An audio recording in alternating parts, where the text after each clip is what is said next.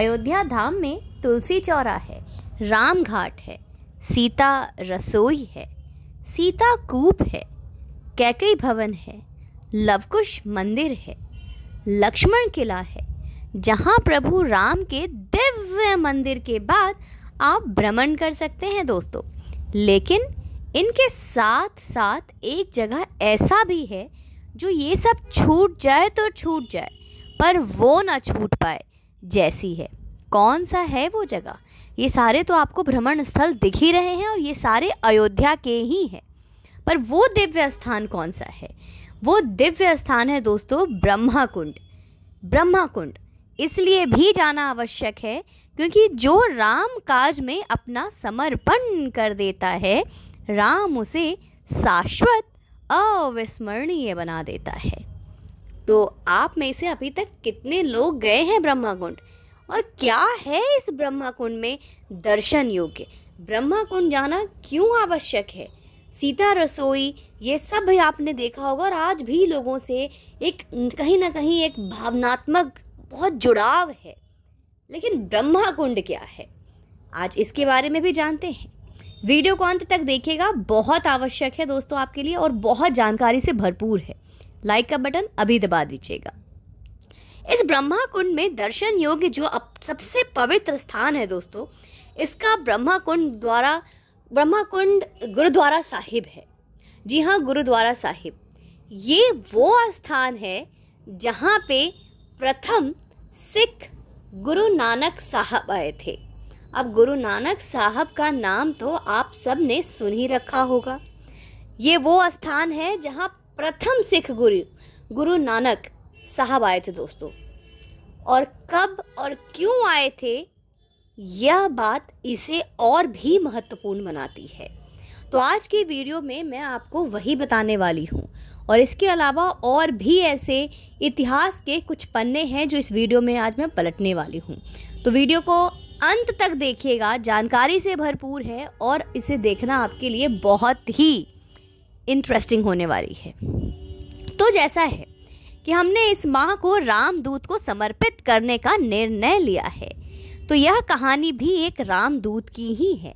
यह कहानी उस रामदूत की है जिन्होंने राम मंदिर आंदोलन की शिला रखी।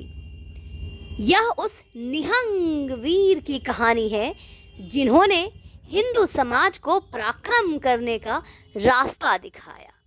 यह उस निहंग सिख की कहानी है जिसने बाबर की समलैंगिक प्रेम निशानी पर पहला प्रहार किया। तो आज थोड़ा सा कहानी फ्लैशबैक में ले चलते हैं। जन्म स्थान विवाद के 1045 पन्नों के फैसले में एक जिक्र आता है दोस्तों, गुरु नानक जी के राम मंदिर में पूजा का। एक गवाह राजेंद्र सिंह जी अपने पूर्वजों द्वारा संजोए दस्तावेजों एवं इतिहास के साक्ष्य के आधार पर यह गवाही देते हैं कि बाबा नानक तब जन्मस्थान आए थे जब यह मंदिर नहीं थी, बल्कि अपने सत्य स्वरूप जन्मस्थान मंदिर के रूप में था। यही गवाही ब्रह्मा कुंड के गुरुद्वारा साहिब भी देता है। गुरुद्वारा साहिब के अभिलेखों के अनुसार बाबा नानक हिंदुओं के आग्रह पर सन 1510 से लेकर 11 में अयोध्या आए थे और उन्होंने जन्मस्थान पर जाकर रामलला के दर्शन भी किए थे। बाबा नानक और बाबा तेग बहादुर के उस काल में अयोध्या आगमन के प्रमाण ब्रह्मा कुंड गुरुद्वारा साहिब में आज भी सहेज कर रखे गए हैं, जिन्हें कोई भी आसानी से जाकर देख सकता है। जैसा कि हम सब जानते हैं कि हमारे मंदिर को 1528 में तोड़ा गया था और यह बात 1510 की हो रही है, तो क्या इशारा कर रही है आप स्वयं समझिए। अब आते हैं निहंग सिख बाबा फकीर सिंह की उस कहानी पर जिन पर आज के वीडियो है। यह बात है उस समय की जब देश ईस्ट इंडिया कंपनी के शासन से निकलकर ब्रिटिश शासन के अधीनस्थ हो गया था। यह बात है 1856 से 57 की। अयोध्या में एक भयानक दंगा होता है। दंगे के केंद्र होते हैं हनुमानगढ़ी मंदिर और बाबरी मस्जिद। अच्छा, तब बाबरी मस्जिद परिसर में हिंदू मुस्लिम एकता को बनाए रखने के लिए एक व्यवस्था चली आ रही थी। परिसर के 2 भाग में बांटा गया था। मस्जिद के भीतर मुसलमान अपनी नमाज पढ़ते थे और मस्जिद के बाहर के अहाते में यह 6 फीट ऊंची लंबी 4 फीट चौड़ा चबूतरा बना हुआ था जहाँ हिंदू अपने आराध्य की पूजा करते थे। एक बात और दोस्तों, तब बाबरी मस्जिद का एक और नाम था, जन्म स्थान मस्जिद। जैसे ज्ञानवापी मस्जिद वैसे ही जन्म स्थान मस्जिद। तो एक दिन 28 नवंबर 1858 की तारीख में जन्म स्थान मस्जिद के सदस्य सैयद मोहम्मद खतीब एक शिकायत लेकर अवध के थानेदार शीतल दुबे के पास जाते हैं और कहते हैं कि एक निहंग सिख और उसके कुछ साथियों मस्जिद के भीतर जबरन घुस आए और उन्होंने मेहराब के पास एक कंक्रीट का चबूतरा बना दिया। उस चबूतरे में पास वो गड्ढा बनाकर उसमें हवन पूजन करने लगे। यह शिकायत सुप्रीम कोर्ट के फैसले में मौजूद है, इसलिए इसके प्रामाणिक होने पर कोई प्रश्न नहीं उठ सकता और न उठा सकता है। खैर, यह शिकायत थी निहंग बाबा फकीर एवं उनके 25 साथियों के खिलाफ।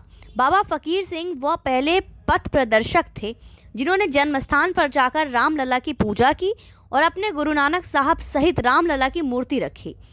इस दौरान उनके निहंग साथियों ने मस्जिद परिसर को घेरे रखा।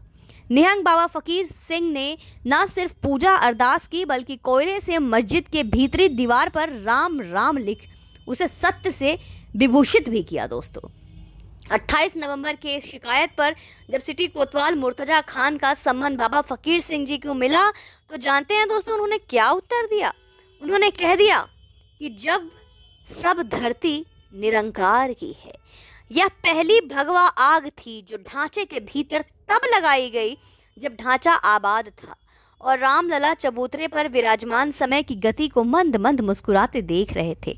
इसके बाद 2 वर्षों तक अजान की आवाज़ पर शंखनाद होता रहा और फिर यहीं से यह लपट राष्ट्र भर के हिंदुओं के मन में लगने लगी। 1877 में पहली बार यह मामला कोर्ट के पास गया और बाबा निहंग फकीर सिंह जी इस मामले महान कृत की वजह से ही गया। आज जो सिख समुदाय को हिंदुओं से अलग बताते हैं ना, उनके कानों तक यह कहानी पहुँचे, यह आवश्यक है।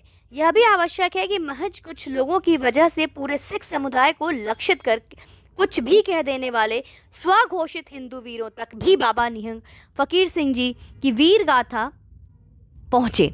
अगर बाबा फकीर सिंह नहीं होते तो आज क्या होता, ये सोचे हिंदू युवा। कनाडा में बैठकर यह कह देना कि हिंदू और सिख अलग अलग हैं, खालिस्तानी है और हमारा आपस में कोई रिश्ता नहीं, यह प्रायोजित है, फंडेड है और फंडेड आतंकी संगठन कर रहे हैं। जब 22 जनवरी को दोस्तों भव्य राम मंदिर का प्राण प्रतिष्ठा होगी तो वहीं 22 जनवरी को से 2 माह तक बाबा फकीर सिंह 8वीं पीढ़ी के वंशज हरजीत सिंह रसूलपुर जी संगत के लिए लंगर लगाएंगे।